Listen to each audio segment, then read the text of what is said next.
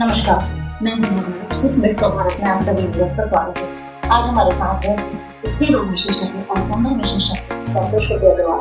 Doctor श्रुति अग्रवाल से आज हम जानेंगे महिलाएं अपने स्वास्थ्य को और बेहतर कैसे बना सकती हैं, अपनी त्वचा का और अपने बालों का ध्यान किस तरह रख सकते हैं।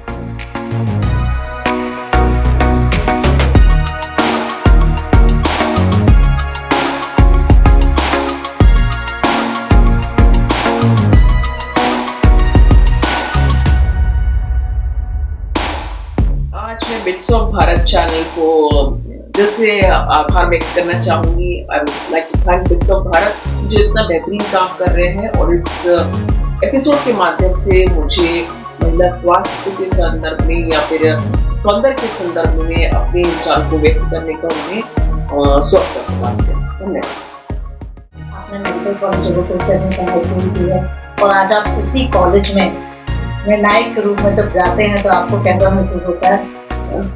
बेहद ही गौरवान्वित महसूस करती हूँ। बहुत ही मतलब सम्मानीय लगता है कि जिस कॉलेज में हम मेडिकल की पढ़ाई करते रहे थे, एक तो समय और परिवेश भी बदल गया क्योंकि जब हम कॉलेज में पढ़ते थे तब कॉलेज में इस तरह के ब्यूटी कॉन्टेस्ट या फैशन इवेंट्स बिल्कुल भी ऑर्गेनाइज करने की परमिशन नहीं मिलती थी।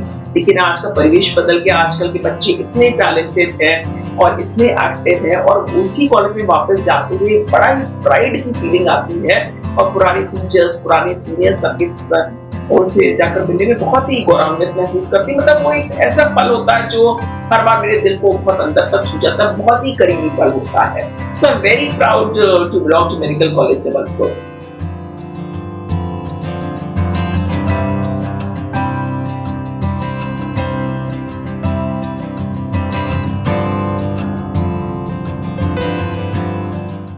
आप हस्बैंड वाइफ दोनों डॉक्टर प्रोफेशन में रहे हैं, इसके साथ साथ टैलेंटिंग पर किस तरह से आपने काम किया? मेरा जब दोनों बच्चे हुए थे, मेरे दोनों सिजेरियन ऑपरेशन हुए थे। तो पहले बेटे के उपरांत भी मैंने 7 साल का करियर ब्रेक किया था। दूसरे बच्चे के समय थोड़ा कम समय का ब्रेक लिया था और जैसे बच्चे हुए थे मेरी सबसे पहली प्राथमिकता हमेशा से मैं लोग बोलती हूँ, सबसे फर्स्ट प्रायोरिटी मेरे बच्चे रहती थी। तो मैंने अपने काम का शेड्यूल, क्योंकि मैं प्राइवेट प्रैक्टिस करती इसलिए अपने काम का शेड्यूल पहले से डिजाइन करके रखा था कि जब स्कूल आ सकते तब काम करती थी और जब उनकी स्कूल छुट्टी थी तब घर चला था। इसके उपरांत भी जब मैं छोटे थे तो उनको अपनी क्लिनिक लेके जाती थी साथ में और पढ़ाई की तरफ, एकेडमिक्स की तरफ मैं हमेशा से शुरू से हमेशा ध्यान रखी, फोकस रही कि वो पढ़ाई में अच्छी भी रही है और उनकी पढ़ाई पे मैंने बराबर ध्यान पढ़ाई रखी थी। तो पढ़ाई को तो मैं नहीं देखती रहती थी। तो अपने करियर के साथ साथ मेरे बच्चों को हमेशा टॉपमोस्ट प्राथमिकता पे रखा था, तो उन पे बराबर ध्यान देती रही। इसके चलते बच्चे भी अच्छा परफॉर्म करें और हमारा बड़ा बेटा जैसे मैंने आपको बताया था बहुत अच्छे मार्क्स से उसने नीट एग्जाम क्लियर करा था और अब वो फिल्म डॉक्टर बनने की राह पे है। और तो मेरे बच्चों को हमेशा प्राथमिकता में रखा था और कभी भी मैं फोर्स करने वाली मदद नहीं दी, कभी मैंने फोर्स करके खाना नहीं खाया। एक बहुत इंपॉर्टेंट चीज जो मेरे लिए बहुत कारगर साबित हुई सारी चीजों से जरूर चाहती हूँ कि आप अपने बच्चे के हाथ में स्मार्टफोन कृपया मत दिया करें। बच्चे के पास स्मार्टफोन अपने आप नहीं पहुंचता है। अगर आप अपने बच्चे को चाहते हैं कि वो अच्छा बच्चा निकले तो स्मार्टफोन से एटलीस्ट दोनों जब तक कॉलेज में पहुंचे तब तक दुनिया नहीं कराना चाहिए। आप सिंपल सुरक्षा की दृष्टि से कीपैड वाला फोन लगाइए। ये मेरे और मेरे बच्चे को बहुत ज्यादा कारगर साबित हुआ था क्योंकि ऐसे में बच्चे डिस्ट्रैक्टेड नहीं होते और पढ़ाई पे फोकस बना रहा था। इसके अलावा अपने बच्चों को एक्स्ट्रा करिकुलर एक्टिविटीज के भी हम लोग बैलेंस करके चलते थे, तो उसमें ध्यान देते थे। तो हमारे बच्चे स्विमिंग में बहुत अच्छा करते रहे और अदर स्पोर्ट्स खेलते रहे और एथलेटिक्स में रहे। और मैं कभी पढ़ाई की बहुत फोर्स नहीं करा, लेकिन नियमित एक डिसिप्लिन बना के रखा था। एक डिसिप्लिन मैंने ध्यान दिया और दूसरा मैंने ध्यान दिया कि वो सोशल मीडिया और स्मार्टफोन से दूर बनाते। तो ये 2 चीजें मेरी थी और सब गलती में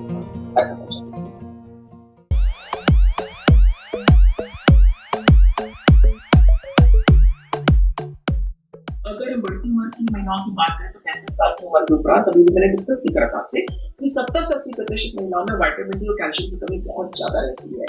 तो इसकी बहुत छोटे से टेस्ट के द्वारा इसका पता लगाया जा सकता है। विटामिन डी के सप्लीमेंटेशन में बहुत आसान होता है कैल्शियम, और अगर विटामिन डी का कमी बनी रहती है जिसके चलते मांसपेशियों में जकड़न, दर्द, थकान, कमजोरी, चिड़चिड़ापन बना रहता है, तो विटामिन डी और कैल्शियम की सप्लीमेंटेशन डॉक्टर से बात करनी चाहिए। और इसके अलावा हमारे भारत देश में सर्वाइकल कैंसर यानी बच्चेदानी तंबू का कैंसर एक ऐसा कैंसर होता है जिसकी वजह से महिलाओं में बहुत ज्यादा मृत्यु होती है। तो उसका भी निदान बहुत इससे सुलभ तरह से उपलब्ध है कि उसके लिए वैक्सीन उपलब्ध होता है। तो अपने गायनेकोलॉजिस्ट से बात करके सर्वाइकल कैंसर की वैक्सीन लगा सकते हैं। नेक्स्ट एक इंपॉर्टेंट चीज बताना चाहूंगी, जो बढ़ती उम्र की महिलाएं होती हैं उनमें अक्सर व्हाइट डिस्चार्ज लंबे समय तक इन्फेक्शन की वजह से क्रॉनिक व्हाइट डिस्चार्ज की समस्या रहती है, या फिर उम्र बढ़ने के साथ साथ उनमें यूरिन लीकेज की समस्या हो जाती है, यानी खांसते छींकते वक्त पेशाब छूट जाती है। तो इसका भी अभी लेटेस्ट लेजर ट्रीटमेंट्स भी अपने शहर में उपलब्ध है, अगर उनको लंबे समय से सभी पानी की समस्या बनी हुई या उनकी यूरिन लीकेज की समस्या। तो ये सारे जो अपने यहाँ लेटेस्ट ट्रीटमेंट्स अवेलेबल है उच्चतम प्रभावी तकनीक है, उनका फायदा हमारे जनमानस को जरूर है।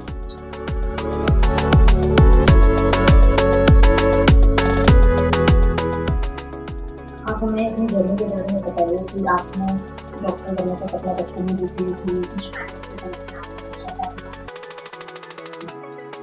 मेरी परवरिश वीरांगना रानी लक्ष्मीबाई के शहर झांसी से हुई है और उसको लेकर बड़ा गौरवान्वित महसूस करती हूँ। तो मेरी स्कूलिंग पूरी झांसी शहर से हुई है। मैं पहले सेंट फ्रांसिस कॉन्वेंट जो स्कूल है वहाँ पर 10वीं तक पढ़ी हूँ और उसके बाद मैंने राजकीय कॉलेज से करा है और मैंने यहाँ जबलपुर में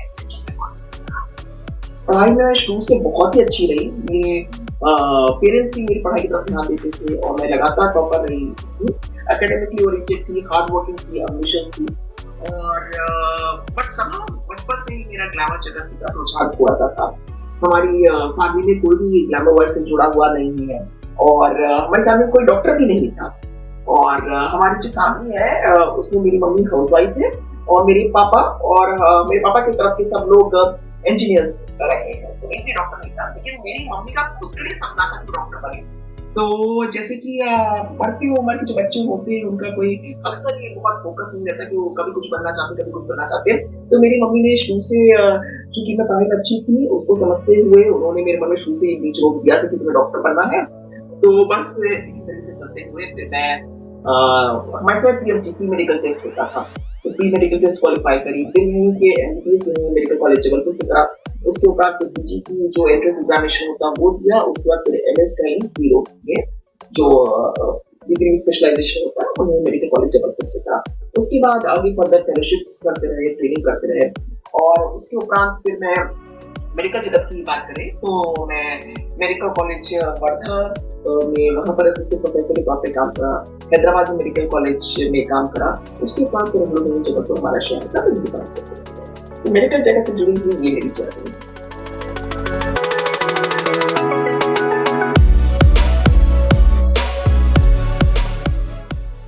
आप एक डॉक्टर के प्रोफेशन पे आप फिर फैशन इंडस्ट्री में कैसे कदम रखा आपने? भावना, जैसे कि मैंने बताया कि समाओ बचपन से मेरा ग्लैमर वर्ल्ड की तरफ रुझान था और मम्मी की इच्छा थी इसलिए मैं डॉक्टर बन गई, पर कहीं ना कहीं वो इच्छा दबी हुई थी मन में। और फिर मेरी शादी हो गई, शादी के बाद बच्चे भी हो गए, हाँ दोनों ही बच्चे हो गए थे, पर मेरी इच्छा लगातार बनना। अभी आप बताइए आपके बेटे किस एज में है और क्या होगा? हाँ, मेरा बड़ा बेटा 20 साल का हो चुका है और मेरा बड़ा बेटे एम्स भोपाल से 3rd ईयर एमबीबीएस कर रहा है और दूसरा जो छोटा बेटा है वो अभी 17 साल कंप्लीट कर चुका है, वो 12वीं बोर्ड का एग्जाम देने वाला है और वो आईटी जेई की तैयारी कर रहा है। हाँ, तो दोनों बच्चे हो चुके थे, फिर मेरे मन में इच्छा थी और मेरा एक बहुत फर्म बिलीफ है जो जिंदगी का मूल मंत्र कहते हैं कि जिंदगी हमको सिर्फ एक बार मिलती है, तो बिना किसी दूसरे व्यक्ति को नुकसान पहुंचाए मैं जिंदगी जो करना चाहती हूँ वो करने की इच्छा वो जरूर पूरा करना चाहिए। तो फिर ऐसे ही 2017 में जब इसका मिसेस इंडिया का निकला ऑडिशन हो रहे थे तो फिर मैंने उसके लिए अप्लाई करा था, उसमें सिलेक्ट हो गई और फिर 2017 में मैं मिसेस इंडिया जो ऑल इंडिया लेवल पे ये कॉन्टेस्ट था इसमें मैंने पार्टिसिपेट करा और इसमें टाइटल विनर भी रही, फाइनलिस्ट भी रही। तो इस तरीके से फिर डॉक्टरी के साथ साथ मैंने फिर ब्यूटी जगत में कदम इसलिए रखा क्योंकि मेरे मन की इच्छा थी और फिर फर्दर फिर वो जर्नी कैरी ऑन होती रही। जब मैं उसका टाइटल विनर बन गई तो फिर पेजेंट ग्रूमिंग के सेशंस लेने लगी, अन्य जो प्रतिभागी जो सौंदर्य प्रतियोगिता में करना चाहते हैं तो उनको ट्रेनिंग देने का काम शुरू करा और जो सौंदर्य प्रतियोगिताएं होती हैं उनमें जूरी के तौर पर ऑडिशंस ली जाती रहती हैं या जो मेन कंटेस्ट होते हैं उसमें भी बतौर निर्णायक मैं प्रतिभा।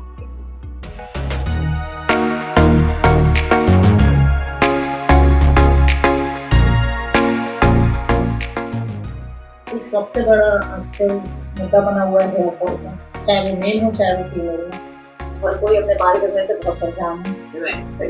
जो ये हेयर फॉल की समस्या है मेल्स फीमेल्स दोनों में रहती है। स्पेसिफिकली मेल्स में जैसे जैसे उम्र बढ़ती जाती है तो मेल पैटर्न बढ़ने से गंदीपन की समस्या से वो काफी ग्रस्त रहते हैं। तो एक बहुत छोटी सी एक बेहद इंपॉर्टेंट सलाह रहती है कि आप ये ऑब्जर्व करिए कि आप बोरिंग के पानी से तो अपना हेयर वॉश नहीं करें, जो अक्सर बोरिंग के पानी से लोग करते रहते हैं। तो बोरिंग के पानी से अगर आप करते हैं तो उसमें हेयर फॉल होने की समस्या रहती है। तो इसके लिए आप मेडिकेटेड शैम्पूस यूज कर सकते हैं। तो और दूसरा ये बहुत छोटी सी महत्वपूर्ण टिप है कि आप अपना अगर बोरिंग के पानी से हेयर वॉश कर भी रहे हैं तो आखिरी में आप एक अपना आरओ वाटर एक मग पानी में उस पर डाल लेंगे तो काफी वॉश आउट हो जाता है, उससे हेयर फॉल रुकने में मदद मिल सकती है। इसके अलावा आपको डॉक्टर के पास जाकर टेस्ट करा के देखना चाहिए, फिर पैकेज कराने के बेहतर होगा। विशेष तौर पर विटामिन डी और कैल्शियम की समस्या कमी की समस्या हमारे भारत देश में 70-80% लोगों में होती है। तो विटामिन डी और कैल्शियम की सप्लीमेंटेशन से हेयर ग्रोथ होने में मदद मिलती है या हेयर फॉल होने में मदद मिलती है। इसके अलावा जैसे कि मैं समझाई थी कि स्किन के लेटेस्ट कॉस्मेटिक ट्रीटमेंट्स अवेलेबल है, वैसे ही एंटी हेयर फॉल की ट्रीटमेंट्स हमारे शहर में पास अवेलेबल है, जिसमें ग्रोथ फैक्टर्स आपकी स्कैल्प यानी कि बालों की त्वचा पे डाले जाते हैं, जिससे निश्चित तौर पर 4 से 6 या फिर जीएफसी ग्रोथ फैक्टर कॉन्सेंट्रेट, इसमें बहुत ज्यादा कॉन्सेंट्रेशन ग्रोथ फैक्टर डाल जाते हैं। तो पीआरपी हो गया, हेयर पीआरपी, जीएफसी कुछ latest skin treatments sorry latest hair treatments जैसे कि सबसे ज्यादा आजकल देखा जाए तो लोग मेरे खास तौर पर सभी बोरिंग के पानी को ही ज्यादातर यूज कर रहे हैं। तो बोरिंग के पानी का जब अपन रेगुलर यूज कर रहे हैं बाल डैमेज हो रहे हैं तो इसमें उसका सुझाव आप दे सकते हैं? उसके लिए स्पेसिफिकली मैंने बताया था कि मेडिकेटेड एल्कोहल शैम्पू और कंडीशनर इस्तेमाल करिए। और अगर आप डॉक्टर के पास जाते तो डॉक्टर आपको रोजाना के तौर पे हेयर ग्रोथ थेरेपी यानी कि हेयर ग्रोथ सर्विस एडवाइस करेंगे। और जैसे मैंने बहुत छोटी सी टिप बताई थी, अगर आप बोरिंग के पानी से सर्फ हो भी रहे हैं तो आखिरी में एक मग पानी रखेंगे आप आरओ वाटर का, तो आखिर में एक मग पानी आप अपने सर पर और वाटर का ये समस्या खत्म हो जाएगी, उससे ये समस्या काफी हद तक कम हो जाएगी। खत्म नहीं होगी लेकिन कम जरूर। और क्या कुछ छोटा सा टिप्स नहाते टाइम या बाल वॉश करते टाइम बोरिंग के पानी को कैसे वो करते हैं? बोरिंग के पानी को करने के लिए बहुत कुछ नहीं कहा जा सकता। फिर तो आप आरओ वाटर से आप अपने हेयर वॉश करिए, और कई लोग आरओ वाटर से अपना हेयर वॉश करते हैं तो उनका हेयर फॉल की समस्या नहीं रहती, दवाई से डॉक्यूमेंटेड है। इसके अलावा अगर आप अमेज़न पे कुछ ऐसे डिवाइसेस उपलब्ध रहते हैं जो अगर आप पानी की टंकी में डाल देते हैं तो उनसे ये जो हॉट वाटर मिनरल्स होते हैं तो ये सबकी मात्रा कम हो जाती है, तो मैं स्किन और हेयर को फिर कम नुकसान पहुंचता है। तो ये अमेज़न पे ऐसे डिवाइसेस उपलब्ध रहते हैं उनको हार्ड वाटर को हार्डनेस को कम करते हैं।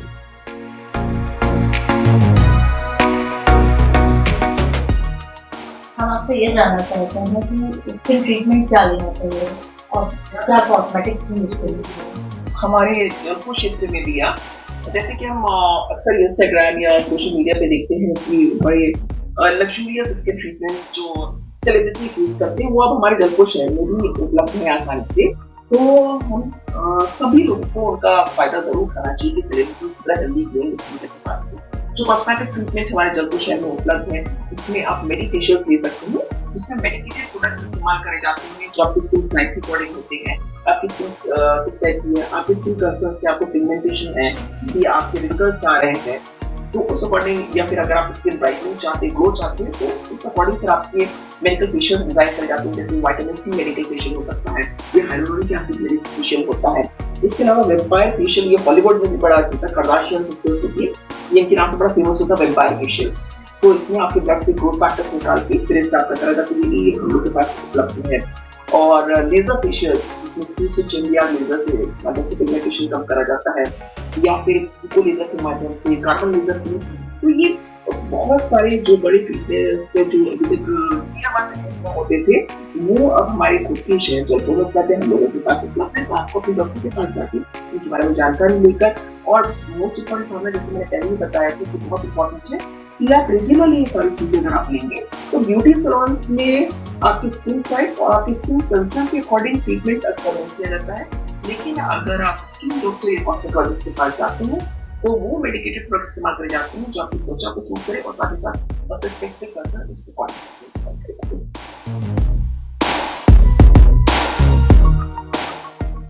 सबसे बड़ी समस्या आज के दिन महिलाओं के साथ संबंधित, तो हम ये जानना चाहते हैं कि दादी नानी के ज़माने से जो समस्याएँ चली आ रही हैं, उनका ग्राफ आज की स्थिति में क्या है? क्या बढ़ रहा है या घट रहा है? भावना, अगर हम हमारे मम्मी या फिर दादी नानी के समय से कंपेयर करें तो स्वास्थ्य जागरूकता महिलाओं में बहुत ज़्यादा स्ट्रेंथ बढ़ गई। इसके साथ साथ जीवन शैली में बदलाव आए हैं। महिलाएं बहुत ज़्यादा एजुकेटेड हैं, अक्सर ही वर्किंग हैं, प्रोफेशनल हैं। उसके साथ अलग तरह की स्वास्थ्य समस्याएं उभर के आई हैं और करियर की तरफ बहुत ज़्यादा फोकस हो गई है। तो इससे पहले जागरूकता का अभाव था। साथ ही साथ घर की महिलाएं बहुत उन पे ध्यान नहीं दिया जाता था उनके स्वास्थ्य का चलते हुए। तो पहले मातृ मृत्यु दर, जो मैटरनल मोर्टेलिटी रेट, जो डिलीवरीज घरों में होती थी, उससे चलते हुए माँ की बहुत ज्यादा मृत्यु होती थी, बच्चों की बहुत ज्यादा मृत्यु होती थी। जो आज के समय की अगर हम तुलना करें तो गवर्नमेंट ने कई तरह के प्रोग्राम्स चलाए हुए हैं। हॉस्पिटल डिलीवरीज को इतना ज्यादा बढ़ावा मिलता है जिसके चलते इंस्टीट्यूशनल हॉस्पिटल डिलीवरीज हो रही है। तो मैटरनल मोर्टेलिटी रेट, मातृ मृत्यु दर और बच्चों की मृत्यु दर, इनमें निश्चित तौर पे बहुत ज्यादा अंतर आया है, अब नहीं होती है। लेकिन जैसे कि मैंने बताया था कि आप लड़कियां भी प्रोफेशनली इंक्लाइंड हैं, बहुत हायर एजुकेशन को परस्यू करती है, हाई करियर चॉइसेस को परस्यू करती है। तो एक नया उभरता हुआ ट्रेंड दिखा हमने कि 30-32 साल की उम्र तक तो शादी करना ही नहीं चाहती। लड़कों की बात छोटी सी, लड़कियां भी नहीं करना चाहती हैं। और लाइफ स्टाइल में चेंजेस आए हैं, अनहेल्दी लाइफ स्टाइल ज्यादा हो गई है, जिसके चलते हुए एक तरफ तो जो बच्चियां होती कम उम्र में ही उनमें पीरियड्स शुरू हो जा रहे हैं और दूसरी तरफ फिर वो किशोरियों में हमने देखा है पीसीओडी या पॉलीसिस्टिक ओवेरियन सिंड्रोम की समस्या भी उभर कर सामने आ रही है, क्योंकि उनकी अनहेल्दी लाइफस्टाइल की वजह से पीसीओडी की समस्या होती है, जिसमें आपके पीरियड्स अनियमित हो जाते हैं, वजन तेजी से बढ़ने लगता है, अनवांटेड बॉडी हेयर ग्रोथ आने लगते हैं, फेशियल हेयर आने लगते हैं, हेयर लॉस होने लगता है, फिर पूरा हार्मोनल इम्बैलेंस हो जाता है, जो बुरी जीवन शैली की वजह से होता है और जिसको नोटिस देते भी हैं। अगर आप अपनी जीवन शैली को नहीं रखेंगे तो फिर ये सब पीसीओडी की समस्या होगी। जिन किशोरियों या लड़कियों को पीसीओडी या पॉलीसिस्टिक ओवेरियन सिंड्रोम की समस्या होती है, उनमें आगे चलकर कंसीव करने की भी ये सबसे बड़ा मुद्दा है, कंसीव करने में बहुत समस्याएं आ रही हैं आजकल। भी आपको क्या हम डॉक्टर्स, हम जो लेडी डॉक्टर्स होते हैं, हम लोग काफी समय लंबे समय तक पढ़ाई करते रहते हैं, जैसे कि आप जनमानस जानते ही है। पर गायनेकोलॉजिस्ट के तौर पर और बीइंग डॉक्टर्स, लेडी डॉक्टर्स, हम लोग सबको ही पता रहता है कि 30 साल की उम्र के पहले आपका कम से कम एक बच्चा हो जाना चाहिए, क्योंकि जो 21 से 30 साल की उम्र होती है उसमें हाईएस्ट फर्टिलिटी रेट रहता है आपका। आजकल जैसे कि मैंने बताया, तो लोग देर से शादी करते हैं, लड़के दोनों देर से शादी करते हैं, करियर की तरफ ज्यादा इंक्लाइंड रहते हैं, इसके चलते आगे इनफर्टिलिटी या आजकल की समस्या बहुत ज्यादा बढ़ती जा रही है। पहले तो वो प्रेग्नेंट नहीं होना चाहती हैं या फिर प्री मैरिटली अगर इन्वॉल्व रहती हैं तो अबॉर्शंस भी कराती हैं, जिसके चलते हार्मोन अनियंत्रित हो जाते हैं। पहले वो बच्चा नहीं चाहती हैं, फिर एक उम्र गुजरने के बाद फिर जब वो बच्चे की ट्राई करती हैं तो उनको कंसीव करने में दिक्कत जाने लगती है। इसलिए जैसे कि हमारे भारतीय समाज में हमेशा कहा जाता है या यूं भी हमारे घर के बड़े बुजुर्ग होते हैं, हर चीज का सही समय पे या समय पर करी जाए और संतुलित मात्रा में करी जाए तो वो ठीक रहती है। इसलिए हमें अपने पढ़ाई, अपने करियर पर भी ध्यान देना चाहिए, लेकिन साथ साथ अपने अच्छे करना चाहिए और हमारी कोशिश करनी चाहिए कि सही समय पर शादी और सही समय पर काम के लिए प्लान कर सकें।